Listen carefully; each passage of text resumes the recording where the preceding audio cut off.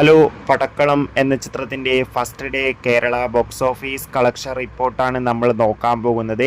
വീഡിയോയിൽ മുമ്പ് video like ചെയ്യുക, ചാനൽ സബ്സ്ക്രൈബ് ചെയ്യുക. ഈ വരുന്ന മെയ് മാസം അങ്ങോട്ട് ധാരാളം ചിത്രങ്ങൾ OTT റിലീസ് ചെയ്യും. ചാനൽ ഭാഗം പരിശോധിച്ചാൽ ആ വീഡിയോയ്ക്ക് നിങ്ങൾക്ക് കാണാൻ വേണ്ടി സാധിക്കുന്നതായിരിക്കും. ഷർഫുദ്ദീൻ സുരാജ് എന്നൊക്കെ പ്രധാന കഥാപാത്രങ്ങളായ ചിത്രമായിരുന്നു പടക്കളം. ചിത്രത്തിന് ഇപ്പോഴും നല്ല മികച്ച പോസിറ്റീവ് റെസ്പോൺസ് തന്നെയാണ് പുറത്തുവന്നുകൊണ്ടിരിക്കുന്നത്. അതുകൊണ്ട് തന്നെ ഏവരും ഏറെ ആകാംക്ഷയോടെയാണ് ചിത്രത്തിൻ്റെ കളക്ഷൻ റിപ്പോർട്ടും അറിയാൻ വേണ്ടി കാത്തിരുന്നത്. ഫൈനലി ചിത്രത്തിൻ്റെ first day Kerala box office collection റിപ്പോർട്ടൊക്കെ പുറത്തുവന്നിരിക്കുകയാണ്.